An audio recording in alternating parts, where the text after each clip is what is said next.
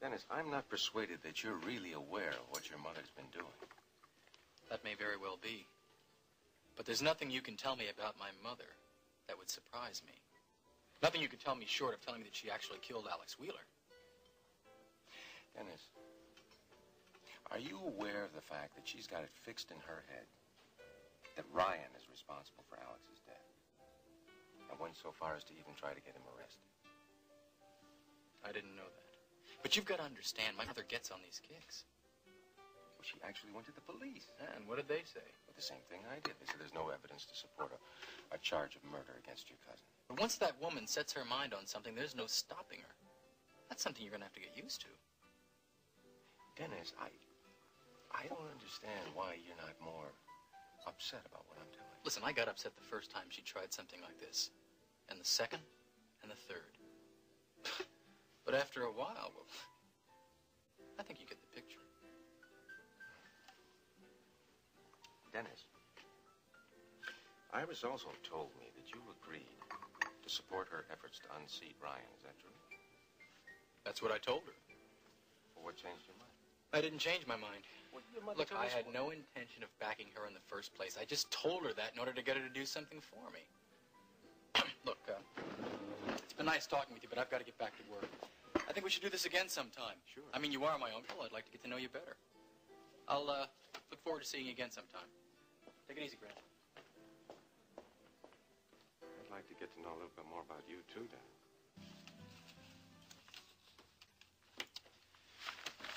Well, here you are. And this is for you. Would you do me a favor and deposit this in my account in Houston? Oh, you bet. Save me a trip into town. Consider it done. This is for your joint account with Grandma.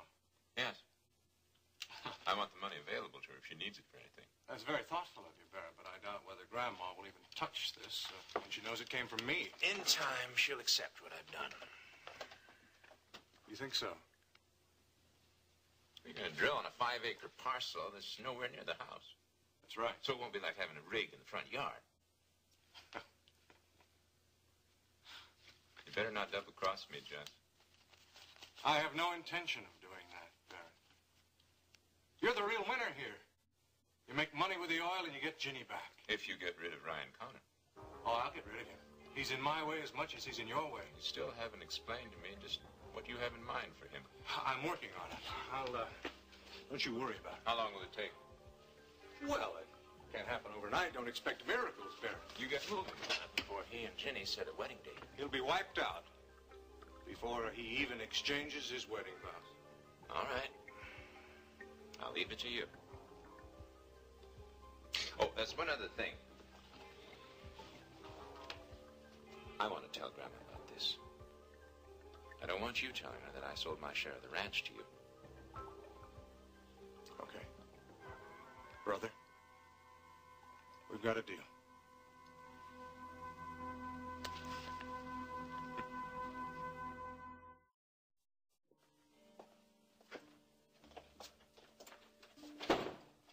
Now, what can I do for you? I was just thinking about our little conversation the other night. You said that we had something in common. You mean about getting even with Paige? That's right. I'd like to hear what your plan is.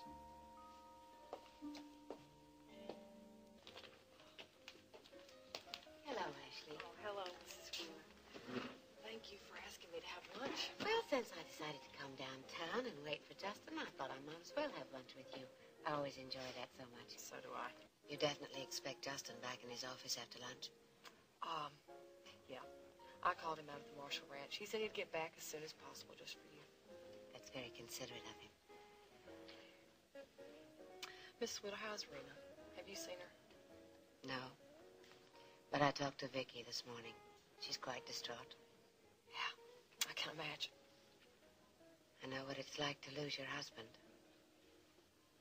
I know you do. I'm so sorry. You've had so many difficulties in the past few weeks. I'll be all right. Larry? Hello, Grandma. I'm surprised surprised to see you here.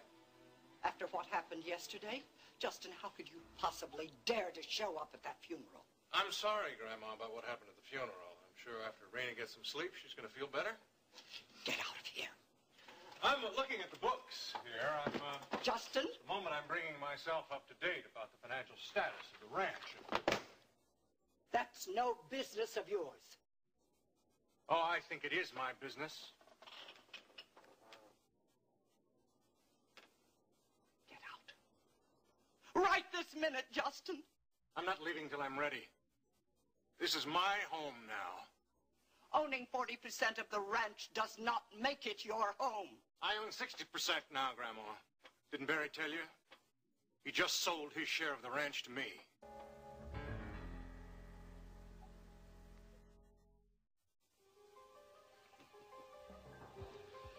I don't have a plan, Dennis. You said something about our joining forces. I have a vague recollection. You also said you knew something about Paige, about her past. Yes, I know quite a bit about your ex-wife.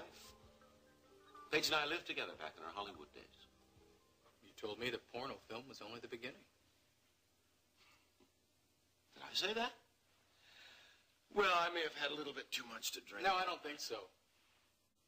Unless, of course, you've changed your mind. About what? About getting back at Paige. Oh, I never said anything about getting back. Well, then what's this all about?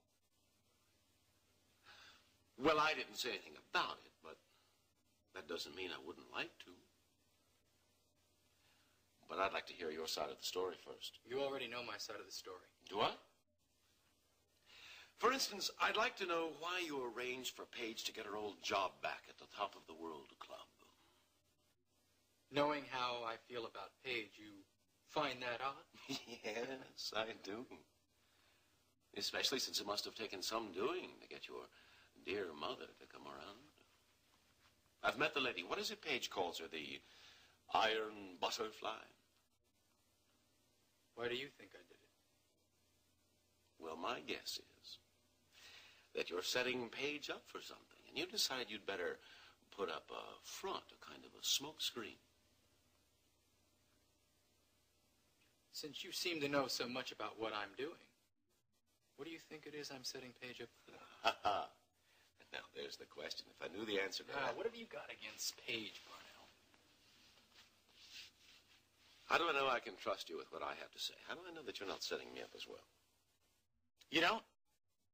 Any more than I know you're not setting me up. But just remember one thing. You came to me first. That's true. All right, then. Let's move on. Paige told me that the two of you didn't sleep together after she left me. We didn't. Well, if she thinks that I'm going to think of her as little Miss Purity, she's in for a rude awakening. Remember when you came by our table the other night when we were having dinner at the Top of the World Club? You called Paige a tramp? Well, a stronger word would have been more appropriate. Paige and I had quite a thing going back in Hollywood. Worked out quite well, at least from my point of view. What are you talking about? I'm saying that Paige would do practically anything I told her to do. And that included buttering up producers with whom I was trying to work out a deal. Paige would sort of get the ball rolling, if you know what I mean. So what you're telling me is you set her up with producers. As I said, she'd do practically anything I asked. And, she got to be very good at it. I'd like to meet one of these men.